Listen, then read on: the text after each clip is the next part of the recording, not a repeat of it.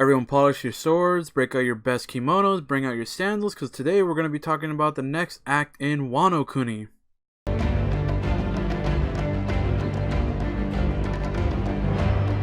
What is going on, everyone? Welcome back to another One Piece discussion video, and this time I'm going to tackle the next chapter in Wano. What I'm going to go over is just my predictions and speculations of what's to come in the presumed finale for the Wano Kuni arc. So let's just jump right into it. Let's tackle the big dragon in the room and talk about Kaido and the ensuing war. 男は死に場所を探していた。 So obviously this is going to contain spoilers from the manga, at least up to chapter 358. So if you don't want to get spoiled and you haven't read the manga, I suggest you either catch up or just stick with the anime. It's up to you. Personally, obviously I don't judge. But yeah, so spoilers ahead. So we have just begun Wano Act 3 and the 7 Scabbards led by Kinemon have gone to the promised port, but no one is there. Rain is happening, thunderstorms, everything. The ocean is in chaos, but no one is nowhere to be seen. Obviously this is a ploy by Lord Orochi. Lord Orochi somehow knew about everything about the plan, the new meeting spot. There's an obvious traitor within the group. We don't know who it is. It could be Inuarashi. It could be even Ashura Doji. It could be anyone. It could even be Law. But I don't think it's Law because I don't believe he even knows where the new port is at. And even if he does, I think he has a different agenda in mind, and I don't think he would really risk anything to happen. And plus, even if he did, I feel like everything would be calculated on his part. So I would discount Law from being the suspect for now anyway. So we're going to go with the assumption that everyone is going to make it out okay from this whole situation that's happening or whatever happened to them, and that they're going to go to Onigashima and then they're going to fight Kaido. So obviously I don't know what's going to happen with this arc because it really is feeling like the arc to end all arcs, the way it's setting up two emperors in the same area going up against Monkey D. Luffy and his Straw Hat crew and the 7 Scabbards, excuse me. Now, to me, the smart thing that should happen should be that when Luffy and Co. arrive in Onigashima, Luffy should just immediately activate Conqueror's Haki to either knock out all the fodder, get rid of all the fighting, save your soldiers. Because obviously, if you don't remember, in Fishman Island, Luffy knocked out 50,000 fishmen.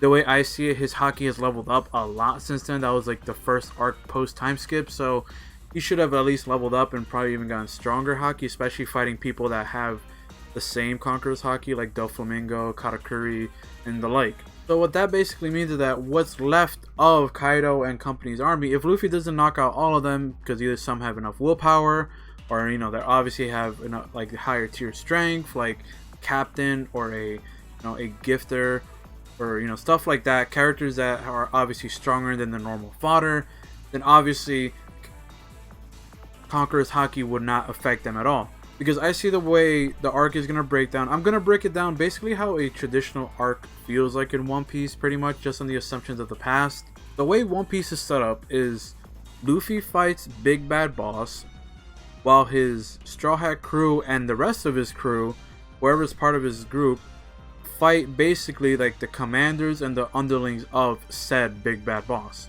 Most famously is obviously Water 7 and even Dressrosa. I compare more to Water 7 and Enies Lobby because obviously you had CP9 with everyone that was part of that group, that it was basically a 1v1 for almost every Straw Hat. Nami had a fight, Sanji had a fight, Zoro had a fight, Chopper had a fight, Frankie, even obviously Luffy. But pretty much everyone had a fight. The way I see it, I see all the commanders of the Kaido army and the Big Mom pirates fighting basically the 7 Scabbards and the rest of the Straw Hat pirates, and even probably Law's group, because I doubt they're gonna attack with the Straw Hats. And even if they don't, they're probably gonna do something sneaky and show up afterwards and maybe pincer maneuver them and appear from either behind or do something strategic. So obviously the big two whales in the room are literally Kaido and Big Mom. Like how on God's green earth are Luffy and Co. gonna take down Kaido and Big Mom together? Because we know how durable they are. That's a fact. Kaido fell from a sky island where Uroge was at. Literally fell, no army Mahaki, no nothing, just crash landed and woke up like it was like a medium hangover. It wasn't even anything to him. No scratches, no nothing. Obviously the most infamous one is when he got blasted by Luffy, Gear 4, Gear 3, everything. Luffy's strongest attacks, and he still wasn't scratched, and he one-shotted Luffy. Then you gotta incorporate characters like Big Mom, who also tanked a Gear 4 hit. She didn't tank it, she blocked it with Armament Haki, but still, the fact that she can just block a Gear 4 hit like nothing, it's obvious that that's pretty alpha and pretty impressive. And not only that, can we also mention Queen? He literally turned into a Brachiosaurus, well, probably one of the heavier dinosaurs, and dive bombed off the top rope onto her dome.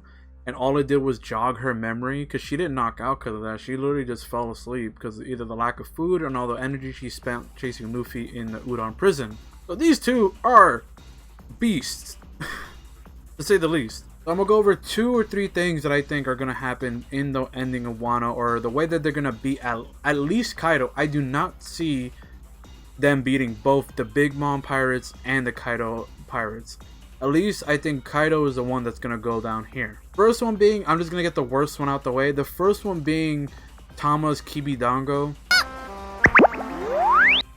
Tama's Kibidango is by far the most overpowered thing that they introduced in Wano, and I'm really scared about it because it is shown to have worked on people that are mixed with animals. Now I know Kaido isn't a person mixed with an animal, he is a person that can transform into a dragon. So whether or not the Kibidango can work on Kaido is up to debate, specifically because obviously as a Zoan user, I'm pretty sure he can adjust one part of his body into the dragon, and you know, obviously switch around his body parts or even go full dragon or have different modes. So he is still an animal, but the thing is, will it work when he's just in his human form, or does he have to be in an altered or a somewhat dragon form? But I'm gonna just get that one out the way, because that one's the one that's like, I really hope that doesn't happen, because that will just really just nullify everything. And if it does happen, I hope what happens is Kaido just says, ooh, that was delicious, and like literally just, now I'm not gonna say like, I'm not saying Divine Thunder Tama, but just not have any effect and doesn't become enslaved by her. So here's my second prediction. I think this is probably the most likely one that's going to happen. It is going to be the worst generation up against Kaido and Big Mom. Again, I don't believe they're going to defeat both Kaido and Big Mom, because those two are just two behemoths that are too monstrous to even take down together. Taking down the strongest creature in the world in Kaido is going to be a feat of its own, but I do not think it's going to be a solo feat for Luffy. Considering all the teasing that they're doing and all the reference they have to slaying dragons thousands of years ago, and giving Zoro a literal new cursed blade that is super close to turning into a black blade, much like Mihawk's, and it also draws out excessive amounts of haki. So if one can control that, which Zoro is doing, then Enma and Zoro and his new 3-sword style, whatever he's gonna do, is gonna be some insane stuff, especially fighting Kaido. And then we're gonna incorporate Luffy's training with his haki, now learning the actual, you know, essence of haki, and I think it's like grade 3 or so of haki, which is basically like the invisible layer of armor slash basically putting your energy into something and basically either redirecting it, exploding, or whatever, and controlling your haki, which is something Luffy can do. The only similarities that I see with Water 7 and Enies Lobby, at least to me personally, is the way in Water 7 everyone got throttled. Luffy, Zoro, everyone got throttled by CP9. They took Robin, they left. The whole thing with the tsunami coming in and everything. So everything was happening, and then literally, like almost immediately, everyone just jumped on the train and they started to chase after Robin. And within that small time frame, literally Luffy created Gear 4 and Gear 3. Much like very similar to how the way he got throttled by Kaido, and then we see him training his haki with Hyogoro, and basically now the second fight and on his way over and stuff, now he is leveled up. Now whether or not we'll see a new gear form, I don't know. That is entirely up in the air. That is, I mean, arguably most people are putting that, like that fan art that I have in the thumbnail of Luffy in that form. That is obviously like a modified like Snake Man. I will have the link in the description for the fan art for that one specifically to the artist, because obviously I don't own that one, but it looked really cool and I had to put it on the thumbnail. Now obviously you got characters like X Drake, who has his own agenda with Sword and the government. Then you also have characters like Apu, even though Apu supposedly just ditched everyone and sided with Kaido immediately. I think that's a little bit sketchy. Then you have Hawkins, who I think is going to help, because obviously I don't think Hawkins likes being under Kaido's control. You have Law, which is obviously, I believe he's going to show up for the final battle, considering Law's entire arc was with Smile, destroying Caesar, Clown's factory, destroying Joker himself, Doflamingo. Everything was into taking it down Kaido. That's why the alliance was formed. I don't think he's going to skimp out on the final fight. And then the big factor, the big outlier, is Eustace Kid. Kid left with Killer, obviously because Killer is like kind of shaken up and obviously mentally broken because of Kaido. However, Kid is the stubborn type, the standard stubborn anime rival. But I do not believe he's just done with the arc in general. I think he is coming back for sure. I think it's going to be an all-out brawl with the worst generation versus the old legends. And 3, this is where stuff gets wild. 3 is if some outside force shows up, like a Blackbeard or Marine Admirals, even though they claim they don't have enough forces to go there, because obviously they're hunting the warlords, which to me that's still a little bit bogus, because I feel like Big Mom and Kaido allying themselves is a much bigger matter at hand than going after just warlords that are clearly going to outclass Kobe. And you know Mihawk is not going to get caught, neither is Boa. She has an entire fortress of Amazon warriors and no Haki, so it's take your forces, go to Wano and check out this alliance. I think that's going to be the craziest factor in this, is just like the outliers of everyone looking in and seeing what's going to happen in Wano. Now, I don't think this last one is really possible, simply because I think Blackbeard is going after the Mera Mera no Mi, because everyone right now, according to Big News Morgan, is supposedly, it's inferred Sabo is dead. Even if that's what's written in the article, I 100% do not think that, but that's an entirely different video that I have planned for probably next week or the coming weekend. Now, I think the last thing I would touch on is who do I think is going to die, or like what's the end result? What's the end result of Wano and who's going to die? I think a lot of the Minks are going to die. I think maybe Inuarashi and some of the samurai are going to die. I feel like people need to die in this arc just to give some weight to this, because this is not honestly, out of every arc we've been in, I know everyone has every arc has their comparative stakes. This is the most dangerous arc in One Piece, I think, above Marineford, simply because you have two of the strongest pirates in history.